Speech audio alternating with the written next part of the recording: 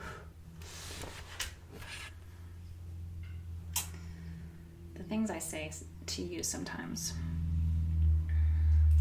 Could be taken out of context in so many weird ways. Those who know. You guys crack me up. Okay, so kind of focus a little bit more on there. So what I felt called to do, and as with everything, especially with crafting, it's all about your intuition. And so what I was shown when I was meditating earlier today was to take the petals off of my rose gently and to sort of let it, loosely open in my hand like that. Isn't that beautiful? It's pretty. And then to recreate this inside the box. Mapacho, by the way, is, thank you for asking, it is ceremonial tobacco. And it is like 100 times stronger than cigarettes, so one is never to inhale that. I've never inhaled Mapacho. It's not good for you. But it's considered to be a grandfather medicine. And so it's really good for ancestral work and also good for blessing your tools. Okay, so what my spirit guide showed me is I was going to recreate that inside the box clockwise. And so I'm going to lay the petals down, almost making like a little bed. Do you see? It's like a little rose petal bed. And I'm just unwinding the rose clockwise, the way I was shown. And then I still have the little center of it. Aw, I see you guys. Holding space for you and your dad, Tara.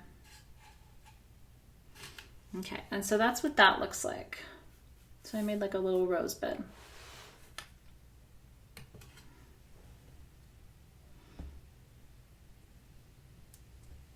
And then I'm going to place the stamen into the box too, but separate. I don't know why, but they didn't want it together. So I follow what I'm told. And then on the other side of the box, I'm going to lay my fresh white sage leaf as another offering for clearing and gratitude to my dad, who planted that plant for me and has taken care of it all this time. And then I'm going to take a white sage leaf and I'm going to place it in each of the 4 corners. Let me orient myself in the room. So this is west, this is east, this is south, this is west, and this is north.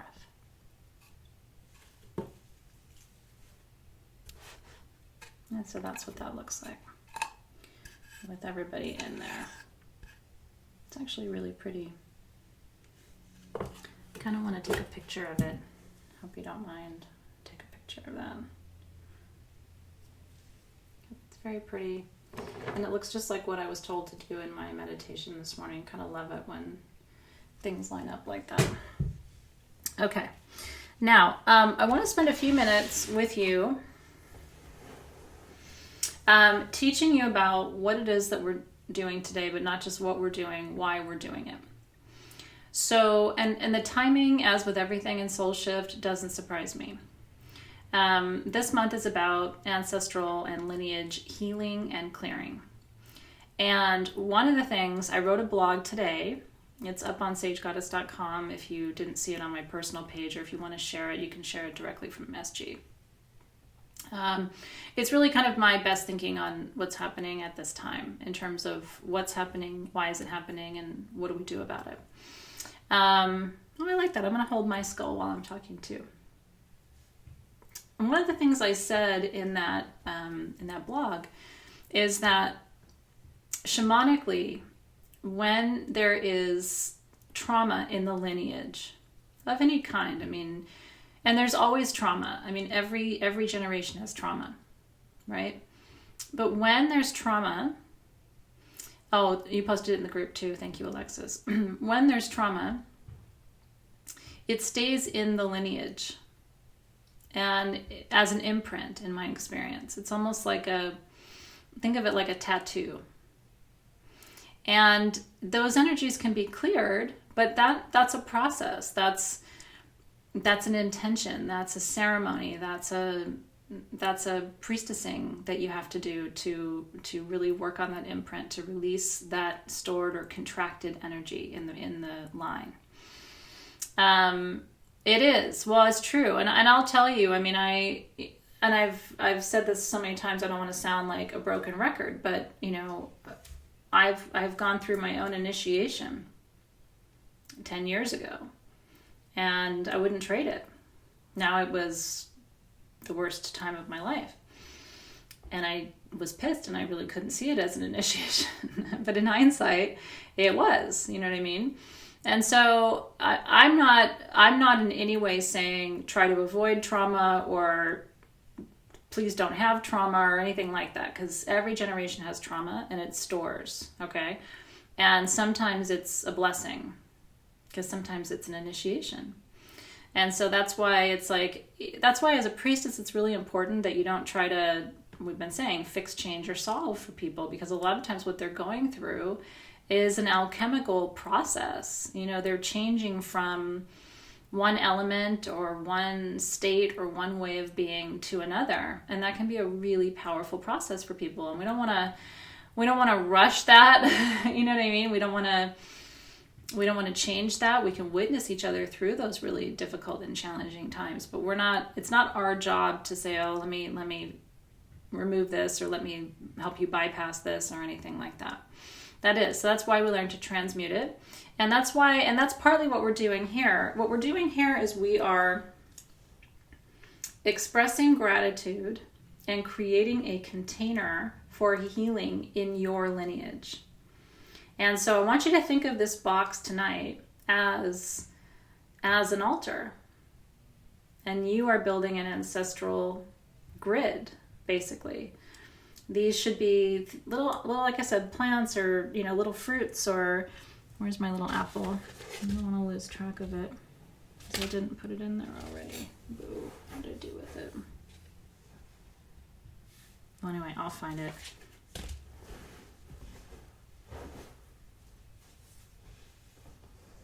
It didn't get up and walk away, so I'll find it. But anyway, I want you to think of this as a container for honoring and balancing and healing and praying for your ancestral line. Now, you have a matrilineal and a patrilineal. matrilinea, matrilineal, and you have a patrilineal, patrilinea. And photos would be beautiful to put in there too. You can always watch, me and kind of see what I'm doing here, and then you can always go back and do yours tomorrow if you want to do yours in another time. So, but pictures are beautiful, I don't think there's a right or a wrong way to do it. I think it's more just like letting your intuition guide you. And then if you feel called to post pictures in the Facebook group afterward, I would really love to see what you make, because you guys are really creative and you come up with stuff that I would never have thought about. So, yeah, Carol says she feels like she's taken on the trauma of most of mankind. A lot of us have been through a lot. I completely see you. Okay, so I want you to close your eyes for just a minute. We're not going to do a full ceremony tonight, but I do want to kind of give you a brief visualization to work with for each one of the lines, so that you connect to the energies on a more subtle, nuanced level. Okay, so I want you to close your eyes, roll your shoulders back, take a deep breath. Now the matrilineal, keep in mind, is the, what you will reach out and extend to and touch with your left hand, which aligns to the right hemisphere of the brain. And so that is all about receiving. It's the feminine, it's the matrilineal. And then the patrilineal is the left brain, right hand, and that's the projecting energies. And so those are the two different ways of thinking about the feminine and the masculine in the body, and also how the energy lines run. So I want you to close your eyes, and I want you to pull up in your mind an image of your mother. And it doesn't matter whether she's with you alive today or not. It doesn't matter whether you had a good relationship with her, whether you even knew her very well. I want you to just pull up an image, as powerful an image, as clear an image as you can of your mother right now.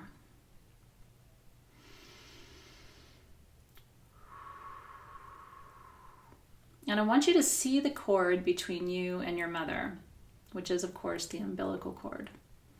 So I want you to visualize that cord from your navel to her. I mean, that is the most powerful cord one ever establishes. And that's not to discount the role of fathers at all, because fathers are incredibly influential and powerful people in our lives, and they have an incredible role to play that's just as important. But the cord between mother and child is different. It's the oldest cord you have. It was your first cord. And so I want you to visualize that umbilical cord between you and her.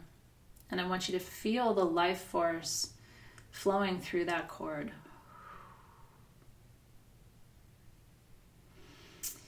And now I want you to visualize your mother's navel. And I want you to visualize her umbilical cord to your grandmother, to her mother. And pull up an image in your mind of that life force flowing as clearly and as powerfully as you can.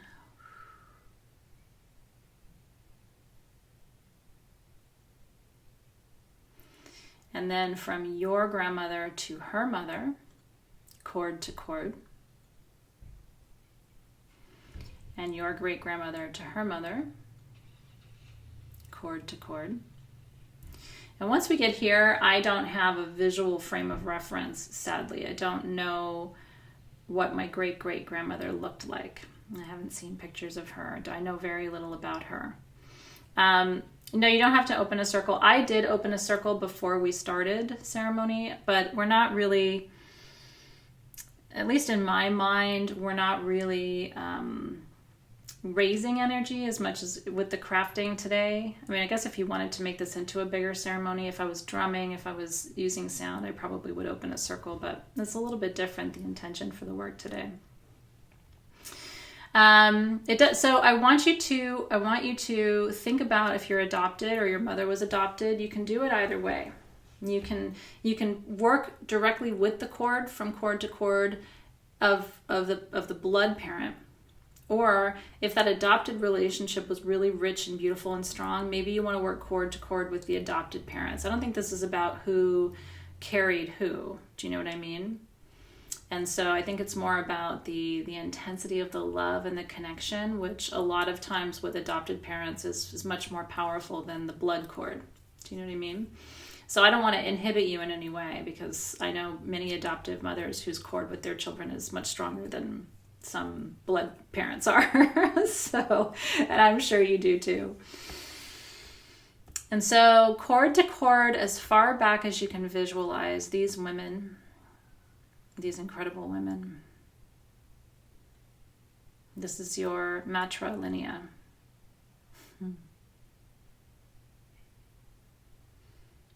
And I want you to imagine, you can see it as blowing your breath through the cords, or you can see it as, sort of strumming the cords or calling the cords towards you or massaging the cords. I want you to send as much love and as much appreciation and gratitude through those bloodlines, those cord lines right now as you can. And if you have it in you, I want you to also send compassion and forgiveness, if you can, if you're in a place to do that. These are women who And by the way, I see you, Ruth, in the feed, and I want to tell you how much I love you. I'm trying to stay sort of focused in the moment with you with the crafting, but I do want to say that I will be holding space for you and for your family, Ruth. Thank you for being here tonight. But for the rest of our time together, you're going to see me focusing more here, but it's not in service of ignoring you. It's in service of staying focused for the exercise.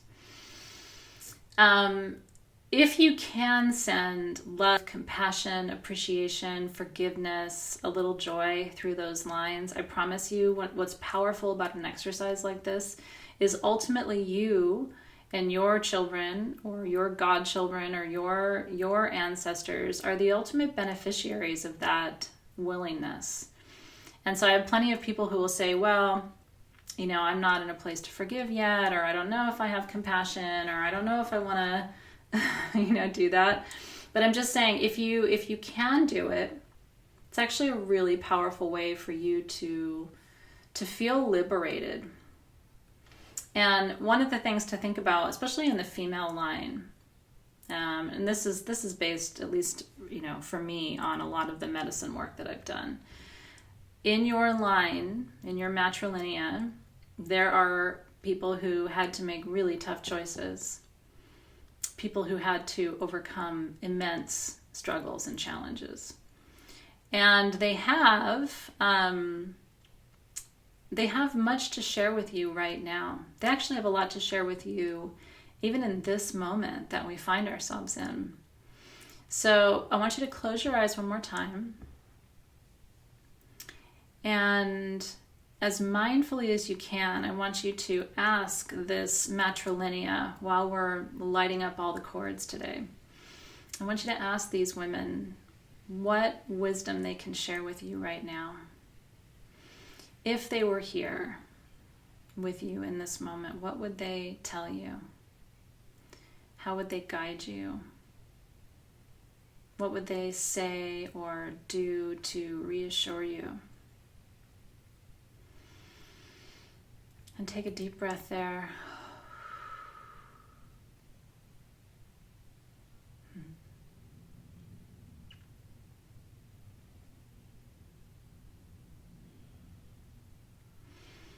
And then what do you want to say to or wish for them? What energies do you wish to gift to them? And, for me, this line of women, they were risk takers. They were rule breakers. A lot of broken hearts. A lot of unrequited love in my matrilineage. Most of the women in my line did not get to be with their truest loves, especially going back like grandmother, great-grandmother. And I always kind of, you can sense that when someone feels that, that inability to be with that person. I often think of them and the, different stories I've been told about the sacrifices that they had to make for the lives that they were leading. And how I am, the beneficiary of those sacrifices that they made. Because if they'd made different choices, it wouldn't be me sitting here with you, right? So, and no matter what you think of the women in your line or the choices that they made, because again, it's easy to be critical too of some of the choices. And I'm, the women in my line have not always made what I think are the right and best choices. But I also can look and say, maybe I would have made those same choices if I was in their shoes. I'm not in their shoes. It's really easy to be a critic from the sidelines, but if I was in that game and I was right there, would I make those same choices too? Okay. And so to our matrilineal, to the mother, the grandmother, and all of the women who stand behind you, we thank you for bringing us in and bringing us through. Tonight we send the clearest, highest vibrational medicine to you through the line. We express pure gratitude and compassion for the circumstances, the choices, sometimes what I keep hearing is some of those choices weren't choices. You know, and how true is that? I've been in places like that in my life where it's like, it looks like it was a choice, but it wasn't really a choice, you know? So that's another way to think about compassion there too. That's right. They built this house we live in today, right? I mean, not literally, but they built our energetic house.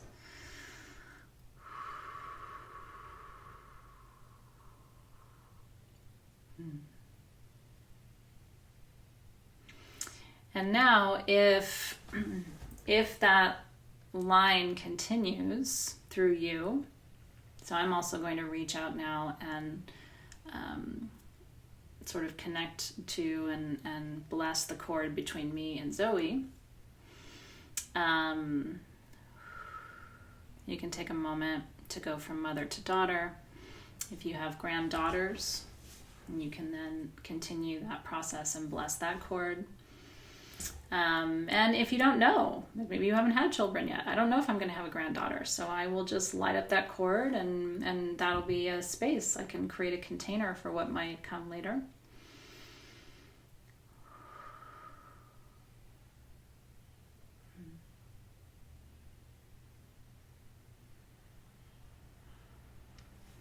And then if you have your little skull, I want you to gather up everything that we just did, all of that energy, tears, laughter, forgiveness, compassion.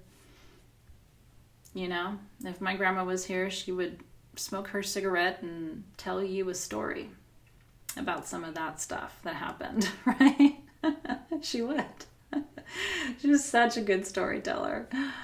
I mean, and I always just found myself like sitting on the edge of my seat, waiting for her to whatever she was going to tell me, right?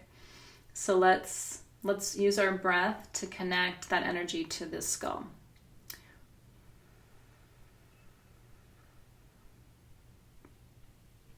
To the matrilineal, past, present, and future. Oh. Wasn't that cool? Amy's daughter just messaged her. She's feeling that energy.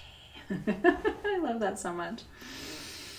Okay, now the patrilineal. So I want you to imagine now, I want you to pull up in your mind an image of your father.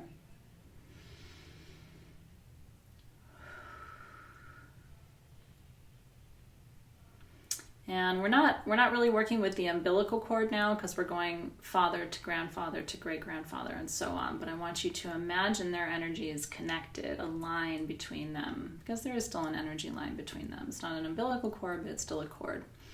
So I want you to pull up an image of your father and then his father. I have a very clear visual of the two of them. You can say their names out loud too, which is another way of connecting. So my dad is Nikos, and his father was Christophoros. And then from grandfather to great-grandfather, pulling up, I have a visual for my great-grandfather, but then again, after that, I have no idea what my great-great-grandfather and beyond that look like, because there are no pictures. No pictures were ever taken. And connect. Can you feel them? And again, these are men who had, made really difficult choices and faced a lot of circumstances that I think for a lot of us would be daunting, my grandfather leaving for the war and leaving his wife and all of his kids, big family, and, not knowing what he was going to come back to, and all of those things, right?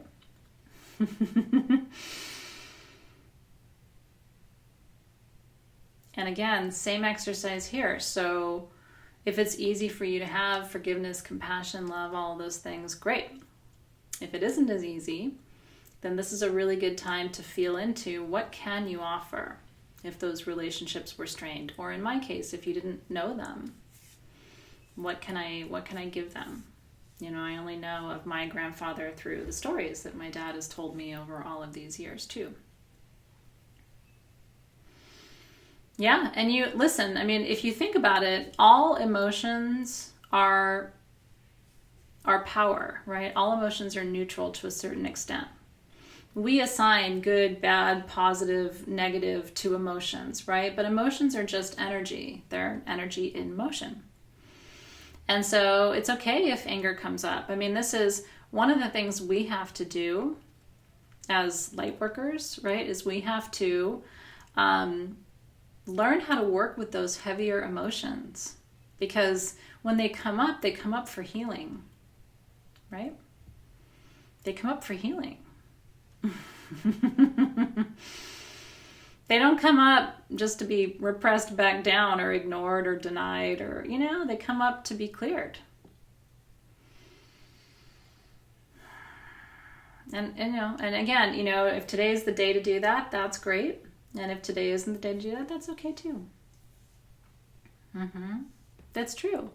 I mean, when those emotions come up, it's good for you to learn how to have a process around them. So to acknowledge them, you don't have to identify with them. You don't have to step inside and live inside those feelings. You know what I mean? You don't have to spend hours or days there, but it can be a simple, oh, that's interesting, that's coming up. How can I work with that emotion? How can I transmute that? If it feels too heavy, how can I make it lighter? If it feels too dense, how do I make it more malleable? How do I make it, how do I flex into it a little bit? Yeah. And so let's continue greeting all of those men, great-grandfather to great-great-grandfather, all the way down the line. Almost see them like standing behind each other. And I want you to listen as we give them space and permission to speak to you, again, just like we did with the matrilineal. What wisdom do they have that would be beneficial to you right now? What could your father and grandfather and great-grandfather, what could they impart to you that would be worthwhile and useful in your life today? Or what do they see in you that is beautiful, or that resonates with them, or that, where do they connect with you? Is another interesting way to think about it. I love that. Lori says she sees arms stretched out holding hands. A lot of those men did not get a chance to be little boys. Not in the way that we think of it today.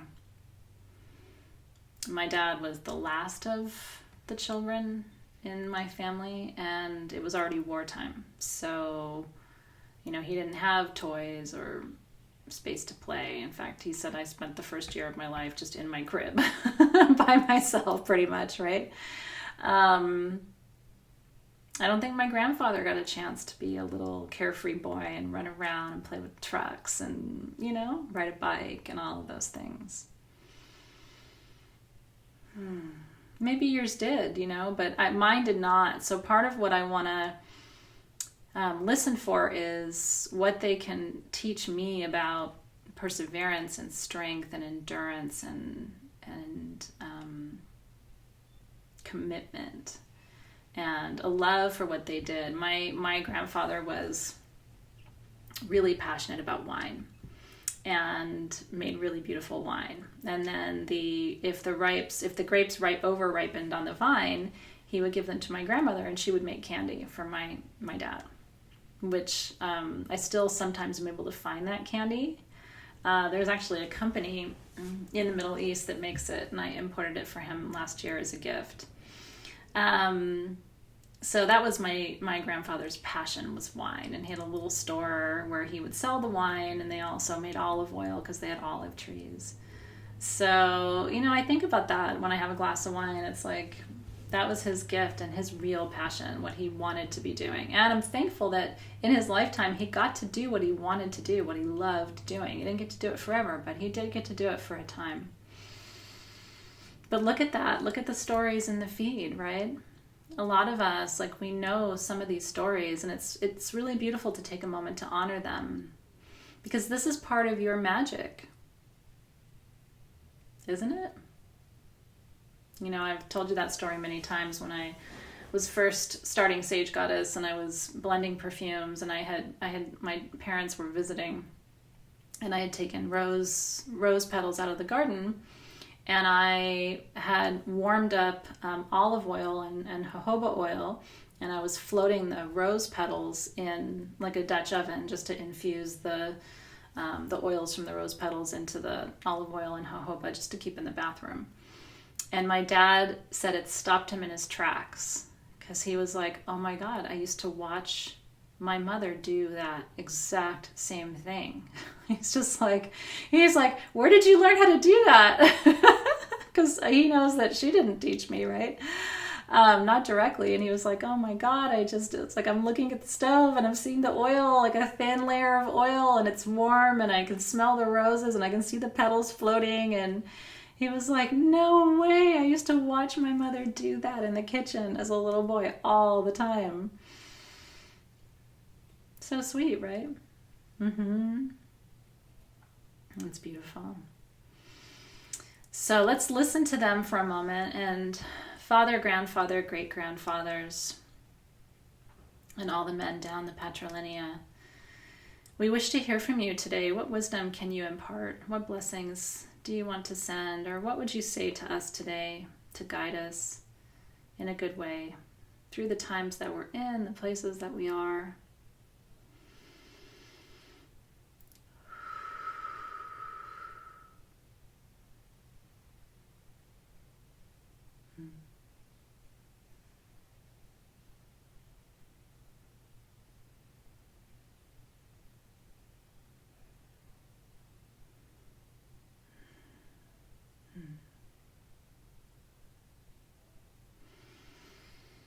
Well, that was kind of deep.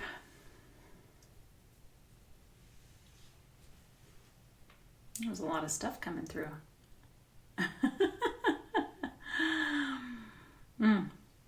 I sure will, Debbie. Tell him he loves you too. He really does. I'm really blessed that my dad supports me in what I do and makes those little samples and does his little thing. Bless his heart.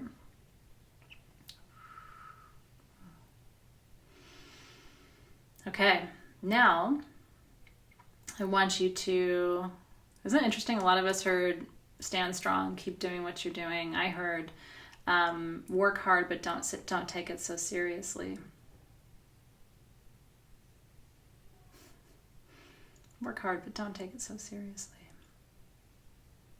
I don't want to cry, but I definitely got this feeling, especially from my grandfather in that little 2 minutes I went off in my mind, like maybe he wished he would have played a little bit more or had time to play. It felt like take time to play more. Which is kind of nice, because after we're done here, I'm going out to play basketball with Nick. So I already had time. I already had planned to do that. My dad is an amazing human. I just talked to him last night and just love him so much.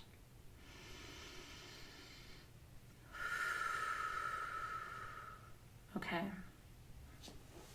So now I want you to gather up everything that you received and everything that you sent to all of those beautiful men. You ready? And with your breath, let's extend that energy to the skull.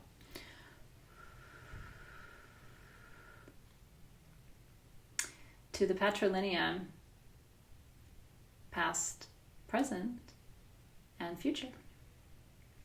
Because now I need to close my eyes and put Nick in that line. Nick, who is named after Nikos.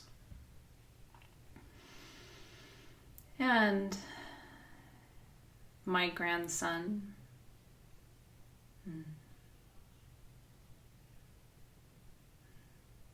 There's a tenderness. It's funny, my spirit guides keep saying the line has gotten more tender with each generation, and it's really true, because if it's possible to be even more sensitive than my dad, Nick is even more sensitive than my dad. So I feel like I went from these really tough these really tough men, my grandfather and my great-grandfather in particular. And then with my dad, it's softened. And then with my son, it's softened even more. And I think a number of you are in that same position, which is really interesting. It's beautiful. Kayla said that she feels like her paternal line was a little bit more warmer, like and more embracing than her maternal line, which is interesting because sometimes you have the opposite experience too. Yeah, I'm raising a very sensitive young man. He's very gentle. I always say whoever gets Nick is going to be a very, very lucky lady. He's going to be a very, very good partner one day. Okay. So now that our skull is all charged up and powered up and full of all of that good energy, I want you to find a place inside your box that feels good for it to sit. It doesn't want to be there. It wants to be there in the corner, which is fine. Okay. That was fun, wasn't it? It's true. Whew. Okay. Now,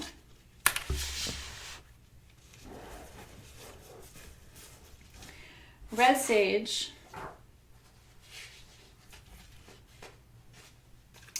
I want to remind you about red sage. Because red sage is about integration of masculine and feminine energies. And so I'm going to sprinkle it. It's also really beautiful. I don't know if you happen to take any of it out and really look at it, but it's a really beautiful root too. Isn't that gorgeous? So it's good medicine. Okay. Oh, I love that. Suzanne said her skull wants to stay on her altar. I like that too. You don't have to put it in a box. You can do whatever you want. Okay, and then I want to remind you about hydrangea root. Because this is very powerful for attracting love. And it also releases fear.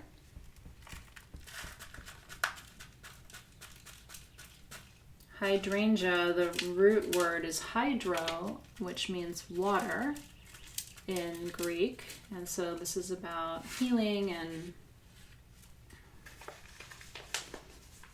I'm going to take one more picture because it's getting even prettier. I'm going to show it to you when I get there. But it's really, really pretty. I don't know if you can see it. Isn't it pretty?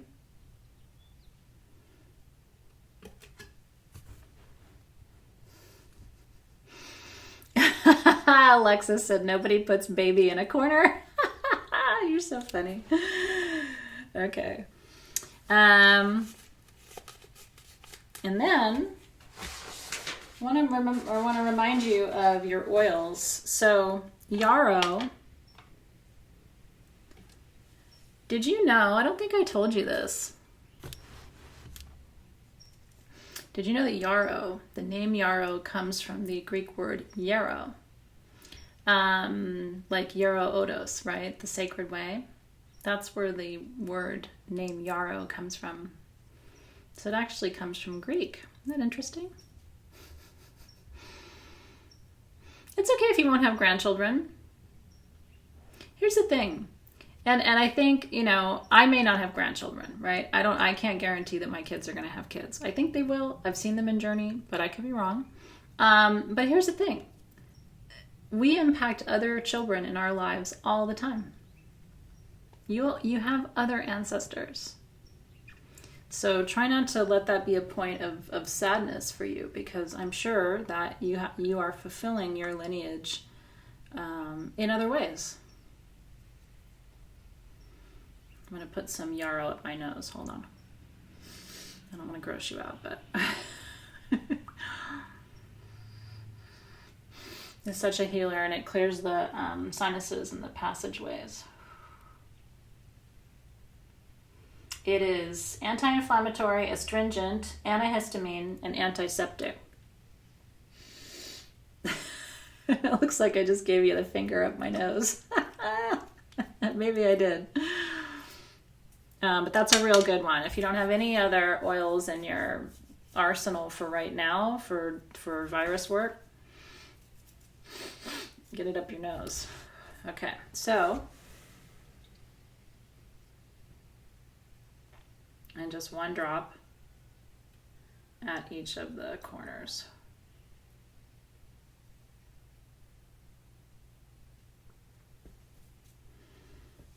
And I'm going to put that back in so I'm not wasting anything.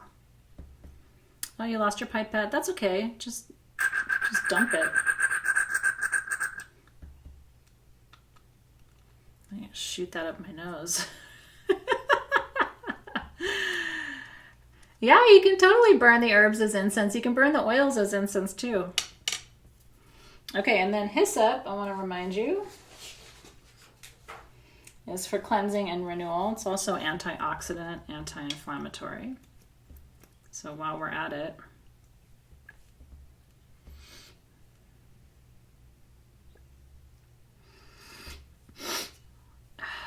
it's not as sharp as the yarrow is. And then one drop in each corner.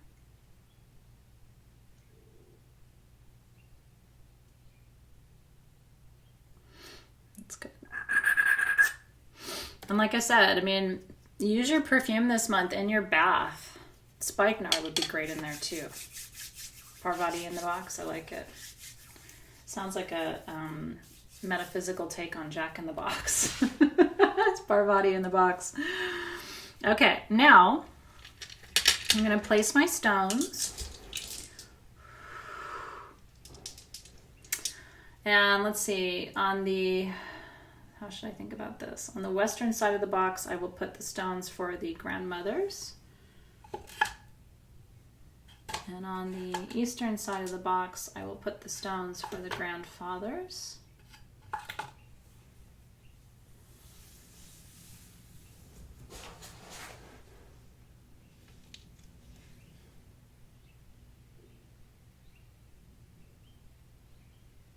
It's so pretty. Okay, and now just a prayer to bless these tools as they sit all together. By the way, did you smell it? Especially if you put fresh herbs or fresh flowers in there. So, so to remind you, I did amethyst for my mother's mother, Unakite for my father's mother, then I did chrysoprase for my dad's dad, and I did red jasper for my mom's dad. Those are the 4 stones. Okay. And so, Great Spirits, to these offerings that I am making to my line, I ask that you bless my line with healing and clearing energies. I ask that you bless the future generations, 7 generations forward. Help us to learn from the mistakes of the past. Help us to be good beneficiaries of the gifts of the past.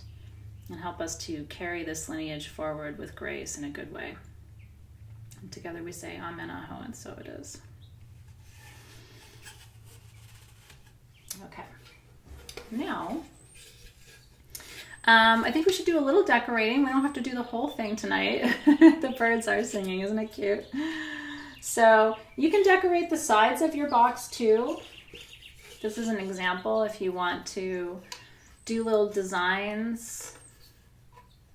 And a lot of you have a lot of chipstones from me that you've gotten over the time that we've been together, right? We just did our Ostara ceremony, and so you've got tourmalines and iolites and all kinds of chipstones. So you did get some in your kit here, but I think you also have probably a lot from other kits and other things that we've done too. Can you see still? Okay. So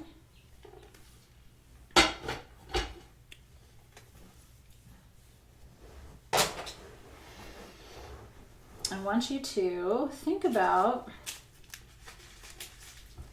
the stones that you have here, so this is leopard skin jasper, which is a really powerful journey stone. Ooh, temporary tattoos would be really cool. You guys are so crafty. I know, I love crafting too. So what you may want to do is kind of lay out some of your stones and make a little plan for what's going to go where. And then red jasper, which is the stone I chose actually from my paternal grandfather, just because it's grounded strength. And I see him that way. He was a leader in the military at the time, and just a strong dude. And then peridot, which is my birthstone. I had to learn to love peridot. It wasn't like an automatic love for me, but I really do like it now because it's such a powerful abundance stone. It really does attract abundance to you from all directions. And so this is where you just get to play a little bit, and have fun and think about what what kind of a design you want to create. Is my glue not going to open? Where's my other glue?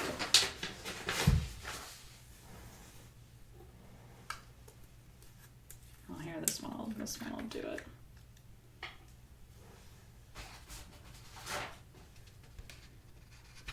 Maybe not. I didn't test drive my glue.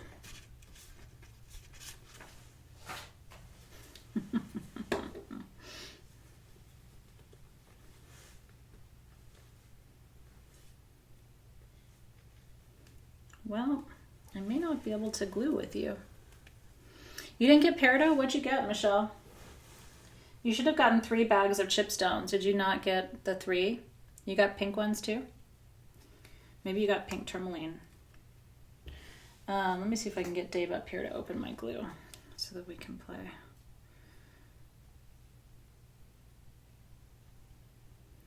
Dave to the ritual room.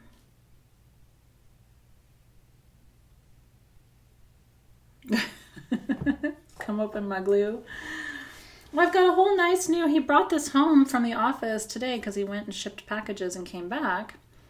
So he brought this from SG, but it's not opening for me. So let's give him a minute to make his way up here. And then you also have rhinestones. Don't forget these fun little flat back rhinestones, which are my favorite. I'm a rhinestone-aholic. I really, really like rhinestones. You may feel differently. Some people, especially like spiritual people, don't like rhinestones because they're not real. But I really do like rhinestones. I think they're pretty. So you can take a couple minutes to lay those out where you want them to be.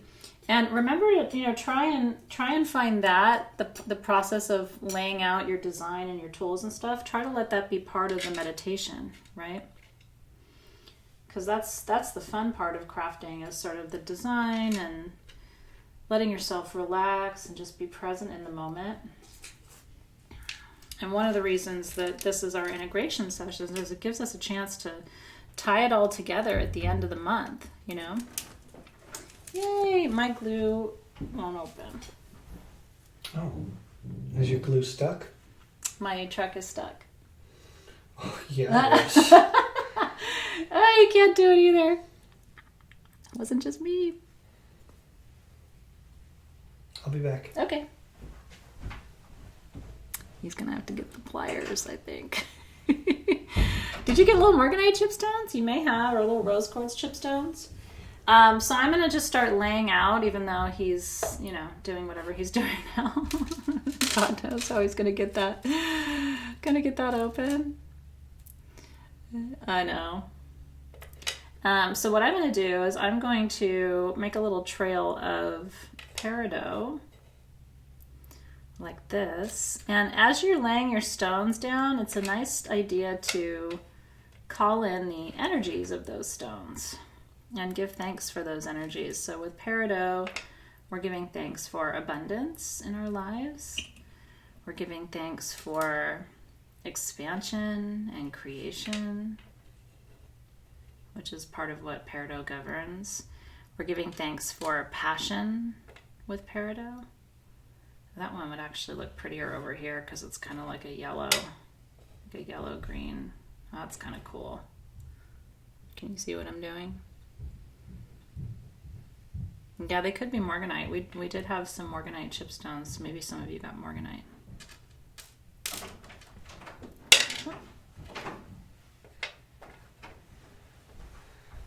Did you do it? Yeah, but I gotta warn you, the glue is kind of pressurized in the tube now, so it's gonna be like a 15-year-old boy at a... Oh, Jesus. So just be careful as you open it. No, now I'm scared to touch it. Well, you know. Did you hear what he said? Don't point it at your eye. Let's say that. Can you cut the tip off of that? Seriously? Yeah, it's not coming out either. Did you hear what he said? No, you gotta turn it over. Oh, it works? Well, because the air's coming out. Okay, so can you test it? Sure.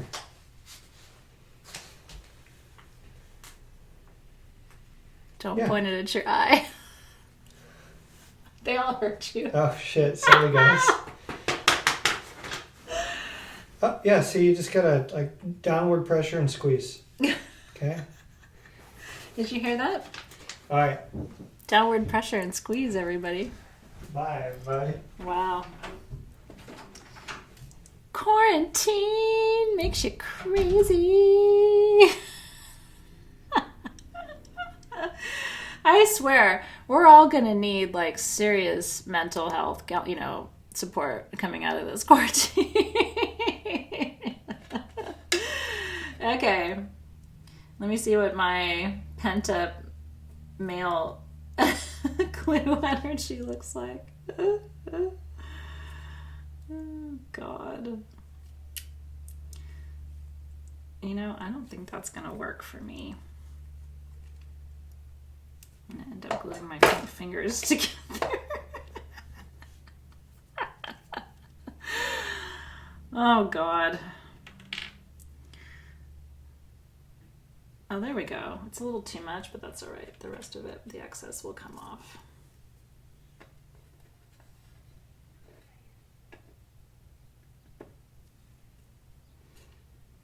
Okay. I'm telling you, the sex jokes during quarantine, like they don't get old for me. I think we're all like trying to manage our emotions as well as we can, and so the sex jokes are just like endlessly funny right now.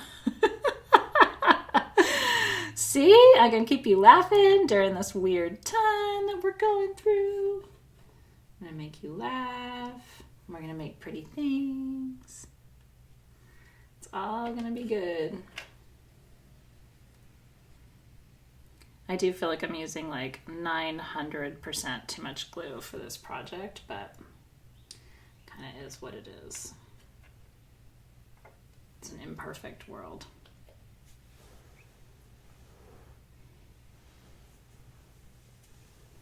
Okay.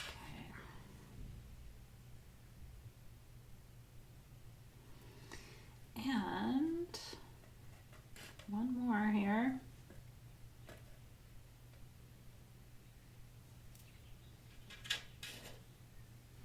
I wish I could see yours. I know. Zoe is doing homework with her friends right now. They have a little homework play date, which I think is so super cute. I mean, if they have to be quarantined from home, at least they're having a good time while they do it.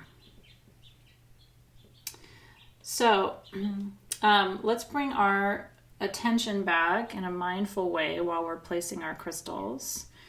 And as you're placing, especially the gemstones, which do have a frequency to them, let's imagine sending these energies to the line, to the ancestors.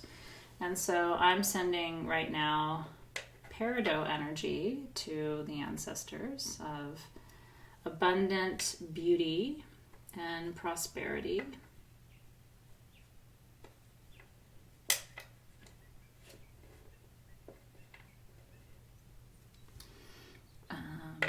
That guy did not want to stay.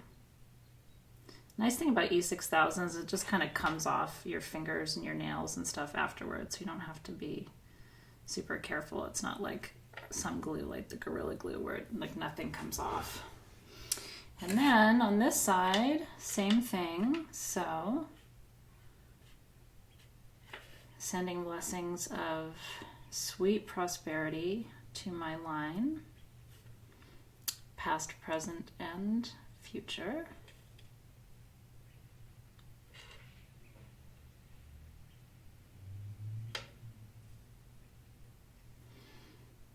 I'm going to put, I think I'll continue with the peridot just up the line a little bit. And like I said, you know, you take this as far as you want to go with it. I'm going to keep zhuzhing mine up after today because I actually have a shipment of rhinestones that's coming to the house. Because I am not somebody who hoards toilet paper. What I bought for this period of my life were Reese's peanut butter eggs, rhinestones, and cat treats. That is what I have an abundance of in my life right now, truly. Rhinestones, cat treats, and Reese's peanut butter cups. My priorities are very, very good.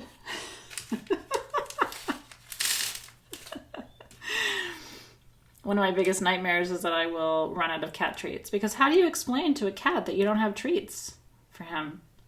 I mean, I think he would just look at me like, certainly we are kidding.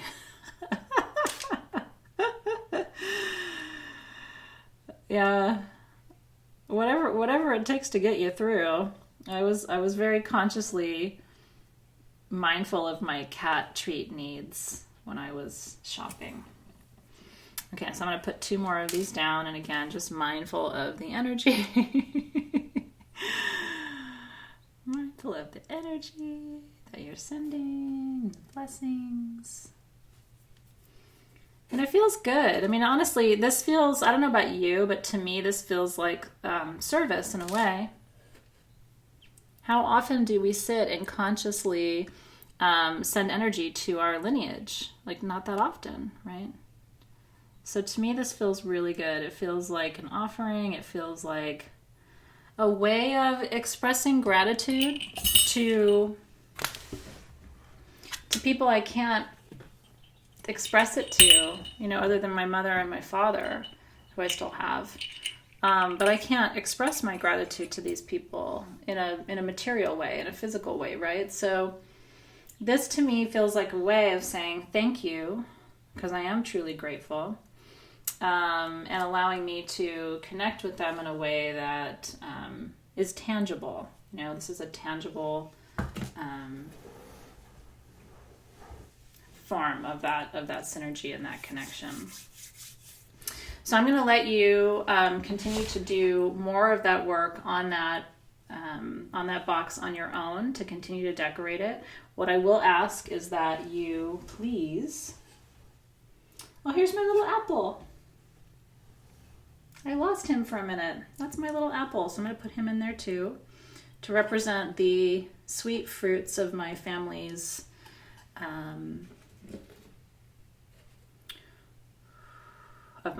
farming and all the work that they did to take care of that land for all that time.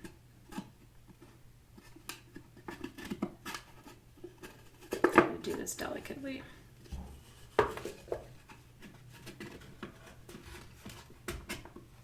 There we go. Woo! And so, like I said, that can continue to be a living, breathing offering for you, or you can finish it up tonight or whenever you decide to do it and bury it and let that be a completion for you as well. So no matter which way you decide to work with it, I don't think there's a wrong way to work with it. But I would love to know what different things that you do, because when you guys do something that's a little bit different from what I did, it inspires people, but also gives them permission, you know what I mean, to take the crafting in a different direction and do something that's more authentic to them, gives them new ideas of things that I didn't mention. Well, that's a good idea. Karen Carley said you can put a dab of glue on paper and then use a toothpick to put some on your stone, which would help your fingers not look like that. Pretty much. Although I was one of those kids, maybe it's gross, like I used to put glue on my fingers and then peel it off. I found that really satisfying. Did you ever do that when you were little? I don't do it now, but like in class, I would kind of put glue on the middle of my hand and let it dry and then peel it. Wasn't really paying attention to what the teacher was saying, but I found that very exciting to do that when I was young. Yeah, no, I think tweezers would be nice. It certainly would be cleaner. And I'm probably going to go in probably tonight because I want to work on this a little bit more after hours. I think I'm going to use some of the tourmaline and some of the iolite from the Star kit that was left over, which is sitting in my closet in the hallway, and then add that in too. Yeah, and you could absolutely take wax and sort of drip wax and make a design, or you could use wax to affix the stones to the box too, which is a nice alternative way, and then it brings in the energy of the wax. So you guys crack me up. And you add a drop of paint to the glue. I love that idea. So where can we put the box? So a couple things. If you have a primary altar, a main altar, or if you have an ancestral altar, that's a great place to put it. I have a shelf in here which has all of my things that I've been gifted by teachers and by students and significant people in my life. And so I'm going to keep it there and probably add to it from now until Samhain. And then maybe bury it at Samhain. That's kind of what I'm thinking as part of a completion of that cycle. Because I've been really thinking about, I don't know about you, but I've been really thinking about life after this shift and how I will want to honor this time, how I will want to commemorate this time. Because as tough as this time is, as scary as it is, as weird as it is, there is a beauty to it. There's a balance to it. Energetically, there's a tidiness to it. You know what I mean? And so how far is that away then? April, May, June, July, August, September, October. We'll be 7 months from this moment, right? I also have thought about, and you guys are free to do this too, I think I might write a letter to my grandchildren and put it in there. I've never done that, but I've thought about it before, just writing a simple letter to say how honored I am to be their grandmother and, how I've thought of them even before they've come into human existence and how what I wish for them, what my intentions are. 'Cause I don't know about you, but I would give anything to have something like that. I'm such a sentimental person, and I can't even imagine if I had something like that, especially from before I was born. That would have been really something to have. Yeah, Athena Max. So our Beltane is your Samhain, and your Samhain is our Beltane, right? Because Athena Max in the Southern Hem.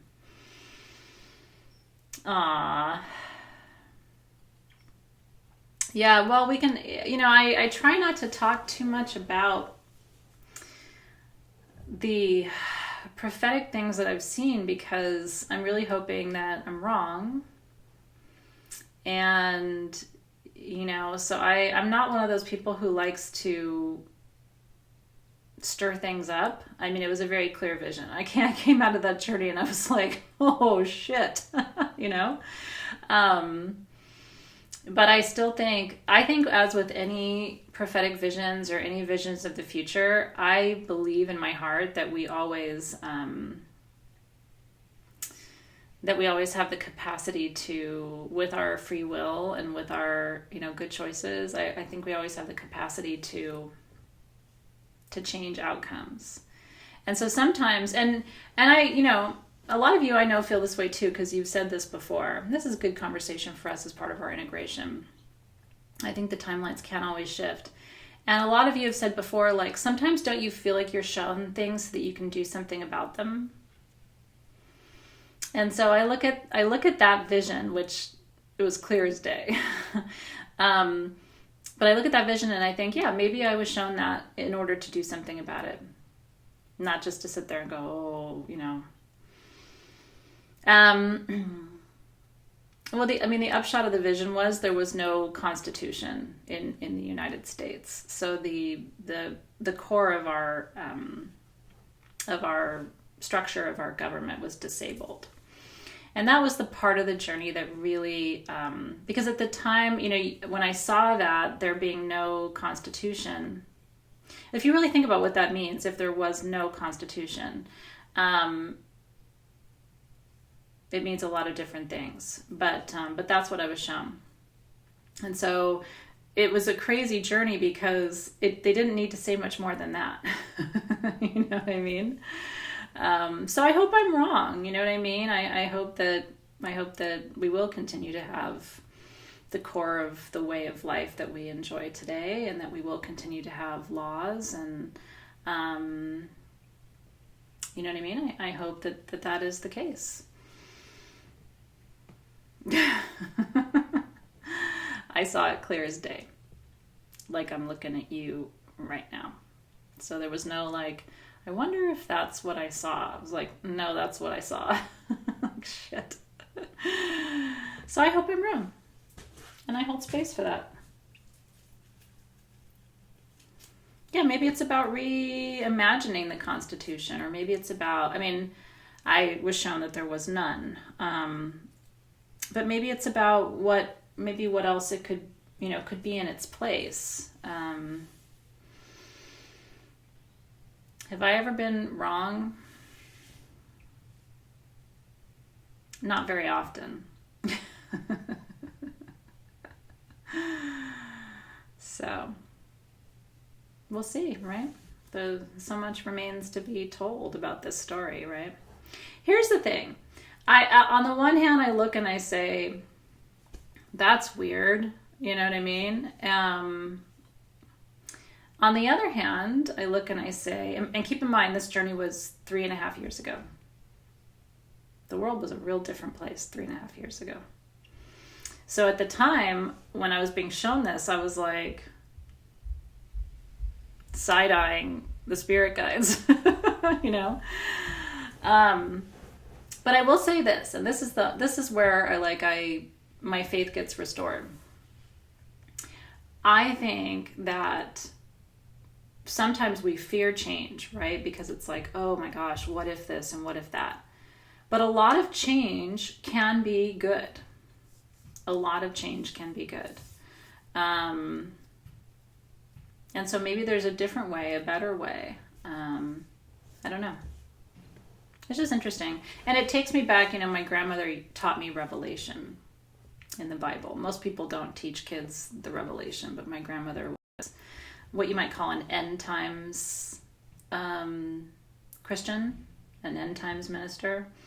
And so she taught me the entire book of Revelation pretty closely for the age that I was. And so, that's also probably in my rearview mirror of just like, it's a very strange book of the Bible, and you can read it metaphorically or you can read it literally, but it's it definitely raises some of these issues too. Yeah, I mean, my grandmother was great. She did it my grandmother's a great teacher, but still I remember at the time going, Grandma, why is there no United States in the book of Revelation? And she was like, well, so anyway. There's always a way to rewrite the future, to your point, Jamie, you know what I mean? And there's always a way to hold space that a higher, truer, more accurate iteration of the human experience will emerge from this time. And I believe that to be true. In my heart of hearts, I am not afraid. I'm mindful and I'm a little cautious. And I'm somewhat conservative, but I'm not afraid. So, and if I ever started to feel afraid, I probably would say that. It's not like I hide my feelings, especially from us and our community, right? But I am not afraid. I'm just paying attention. And I'm trying to be really careful where I get my information from, because everything is so biased. So I keep trying to find the middle pathway through. But yeah, we signed up for this. We're here now. And I think our job is to steward this planet the best we can toward the highest vibrational outcome that really does serve not just our generation, right? Uh-oh, Joan says I'm the only one who scares her.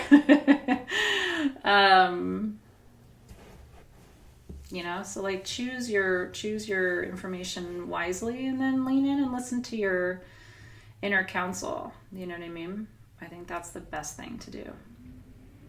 I feel different today. I don't know. I don't feel different today. I feel kind of relaxed today, I have to say. Today was the first day where I took kind of a big break in the morning. So maybe I seem a little bit more chill, because the last couple of days I've just been going, working, helping the kids with homework, scrambling and stuff. And like today they didn't have that much homework, and I kind of took some time off and I wrote this morning. So maybe I seem I'm actually really relaxed today. I sat in the sun for like an hour today. I haven't done that at all since this happened. So thank you. You liking my roots? My roots turn you on? Yeah, and I think, I meditated this morning, getting ready for this time with you this afternoon. And so I started thinking about my grandparents today. I was really, really, really thinking about them today. And, I was also thinking, if I was an ancestor in spirit right now and I was watching Nick and Zoe and their children and going through a time like this, that's where my thoughts started to go. It's like they must just be sitting and watching and virtually holding our hands, and I think they are speaking to us right now. I think we would be wise to listen to them. I'm so glad, Lorian. You're very welcome. You feeling better? Don't you think it was energetic? Lorian was in our live readings at 2:00 and she wasn't feeling well. She had a fever. So we talked about the energetics of stress and how it can manifest in even an increase in your temperature by a degree or two. Because technically, unless your fever is 100, it's not really a fever. You know what I mean? So at 98, 99, though, you start feeling kind of warm. But stress can bring that kind of a low grade fever on and make you feel like your engine is revving. Yeah, so honestly, today's been a great day. I took it really easy this morning. I had a cupcake for breakfast. I mean, let's just be honest about what's happening right now. And then when we're done tonight, I'm going outside to play basketball with Nick. And then I'm recording an Earth Day audio ritual for our community. It's kind of a nice day. And honestly, crafting with you guys, doesn't really get much better than that. So I really hope that you enjoyed this session with me. Okay, let us, I'm going to, the only thing I don't have, I think I actually do have all my tools. So let me get my double term wand for just a second. I'll be right back.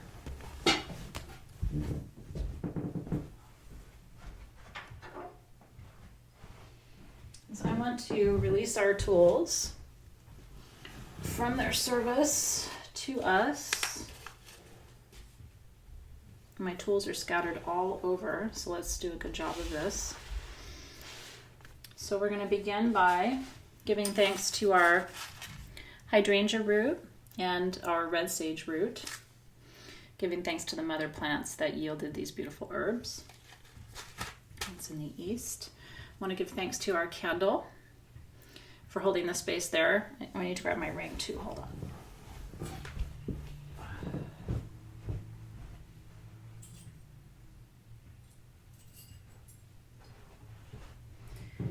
I didn't wear my ring in class because we're crafting and I usually get glue all over everything, but I wanted to put it on to deconsecrate it, and that way you can just begin wearing it. I've been wearing my ring all month, and I hope you loved your ring this time too. So we give thanks to this candle for illuminating the path for our work this month. We release it from its service. My pants are from SG. But we're all out of them right now. It's such a tease, but they're so comfy. Okay, and then to the west, I want to give thanks to our oils and release our perfume from this month, from their service, giving thanks to those plants for yielding the oils and offering their service to our work together this month. I want to give thanks to all of our crafting supplies. In the north, giving thanks to our creation generator and our creation ring, our union, for holding the space, that Vesica Pisces energy of yin and yang, masculine and feminine, and the ways in which those two energy streams do their sacred dance and connect with each other in us and through us and around us all the time. Releasing those tools. Thanks you guys, we love you. Is there anything I did not release? I think that was everything. Oh, and our beautiful mandala that we're sitting on too, giving thanks to that sacred tool. I've been meditating on that all month. I'm really enjoying that too. Did I get everything? I think I did. I understand that. Your ring will hold up though. It is sterling silver. So you should be okay. I think your ring will hold up to it just fine. All right, so we released these tools from their work this month, allowing them to now serve other purposes in other ways in our collections and in our ceremonies and in our practices. As we close the circle for Soul Shift March. Session 4 is complete. Thank you to Parvati as well. My Parvati tools are in my other little space in the guest room. But yes, we give thanks to Parvati and her medicine this month as well. So, still to come, probably on Monday, I will have your March Pillars of Priestessing worksheets with additional, that's chapter 3 of the Pillars of Priestessing book, because you're getting the chapters as a preview with some journaling questions. That'll be ready for you on Monday. Tomorrow, probably by noon, you will have part 2 of our debrief, where I continue answering your questions, and we'll post that as an audio. Crystal Masters, probably by Monday, will have their audio questions, the recording that I do for them, posted as well. So since you're in here, you're also in Crystal Masters, you can look forward to that.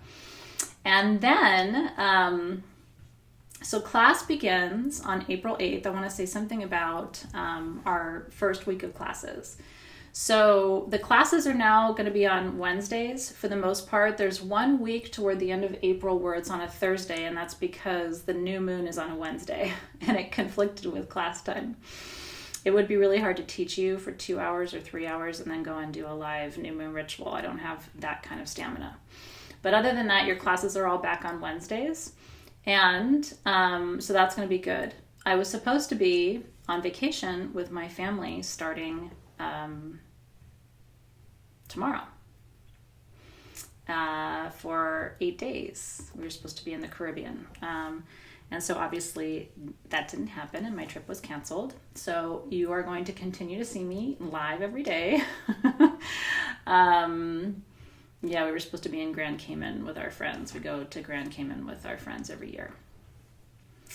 But that didn't happen. That's okay. We moved our trip. We already rebooked our trip for March of 2021. So at least we have something to look forward to next year. So anyway, the good news is you'll continue to see me, and we'll probably pop a bonus class or 2 in there just to kind of tie you over till I see you for our first class on the 8th. I know. Well, I suspect we are not going to make any of our trips. We have another trip planned in June, probably not happening. So yeah, no, it's more time for us. So that's a good thing. Yeah, aren't they fun, the stingrays? And one bit me though in Grand Cayman. Old jerk. I was trying to feed it, it bit me. I'm so glad. I'm so glad that it recenters you. I love being with you, Amy. I really, really do. Okay, so here's what I want to tell you. We are going to be preparing for you the content that's coming. Your worksheets are on the 12 stages of acknowledgement. So a really brilliant astrologer mapped astrology onto the 12 steps, this 12-step program. And it's, as I teach it to you, I think even if you haven't been through recovery, like I haven't been through recovery, but a lot of our community members have, it's really interesting how the astrological signs line up with the 12 steps. So that's what I'm going to be teaching you starting in April. So we are starting shadow work in April. And instead of doing shadow work, we are calling it acknowledgement. Because when we say shadow, this is why I'm explaining this to you, because you're going to get your worksheets on April 1st, and then you're going to be like, oh my God, Athena, what is this? Explain this to me, right? You're going to love it. When I first started looking into this, I thought it was revolutionarily brilliant. And so each one of the signs represents a face of one of the steps in terms of how they acknowledge challenges, right? The subconscious. And so we're going to start with Aries, and then for the rest of the year, and then at the end of the year, we're going to double or triple up so that this doesn't bleed over into 2021. So we're going to do all 12 steps in 2020, but we're starting with Aries because that's the beginning of the astrological year. So instead of waiting until October to do shadow work, we are not doing that this year. We're starting it now, and each month we're going to start to just chip away at what that work looks like, which is really about exploring your subconscious and becoming aware of the ways that your subconscious affects your consciousness. You know, your shadow isn't, those of you who've been through recovery, this will resonate with you even more, I think. And I've had so many people in my life go through recovery that I feel well equipped to talk about it, having lived close to it in a way in a lot of different cases in my life. And I've had family members who didn't go through recovery and didn't make it too. So I've seen the other side of how that goes. Yeah, it is well timed for you in the Southern Hemisphere for sure. So I think you're going to really find it interesting. And one of the things I want to say about shadow work or acknowledgement work, as we're calling it, is I want you to get the idea out of your head right away that shadow work is going to fix or solve something for you, because it's not. You know, a lot of people think like, oh, when I do my shadow work, or oh, if he did his shadow work, or oh, if she would just do her shadow work. It's not like that. You know, shadow work isn't like the missing piece of the puzzle, and then once you do it, it's like everything makes sense. Shadow work is an ongoing, never-ending, consistent process, no matter how long you've been doing spiritual work. It becomes a little more automated, you know what I mean? Like for me, I noticed right away when my shadow's being, you know, activated or triggered, or when it's coming up, and then how to do that dance with it and dialogue with it and integrate it. So it becomes more automated. But it's not like you get to a point where you're like, shadow? I don't have a shadow, or whatever, right? Because the shadow is half of who you are. It's just the half that you don't get kudos for. It's the trickier, stickier, naughtier, angrier, grittier. It's like the, you know, your aunt that you try not to introduce your friends to. You know what I mean? Because you don't know how she's going to behave. She's in there all the time. He's in there all the time. So it's not like, oh, I wish you would do your shadow work. Like, even if you do your shadow work, stuff's still going to come up. And like Colin is saying, you're going to get triggered. She said she was able to priestess through it. And I'm glad that what we're doing supported you in that way. But, you know, my shadow goes sometimes, and I got to talk to her and tell her how it's going to be. And what I like to say is, the only thing you need to worry about with your shadow is like your 13-year-old self. Or your 14-year-old self. It thinks it knows everything. It thinks you're old and boring. And it thinks if you would just listen to it, then everything would be fine. That's how most people's shadow works. And it's like, no, I'm the adult here. I thank you for your opinion, but I'm in charge. And so sometimes there's a power dynamic with the shadow, right? But anyway, I think shadow is less about shadow, because it's really not this like scary, like coming out of the closet kind of thing. The shadow is really about acknowledging that some parts of you are challenging, and that the astrological signs have bits of wisdom to help you shine a light on those parts of yourself. And instead of repressing them and denying them and saying, I don't have that, or that doesn't happen, it's about acknowledging that you do have these emotions and these desires and these subconscious things going on, and that the best thing you can do is acknowledge that they're there. Because when you acknowledge something, you take its stinger out. You know what I mean? Like, it can't jump out and get you if you're looking right at it. That would be dumb, right? Like, I'm looking right at you. You're not going to jump out and get me. So that's why I spend so much of my teaching energy. Now, I taught a whole class on shadow called Of Light and Shadow. A lot of people have gone back and taken that class, which you can go back and take the whole class still.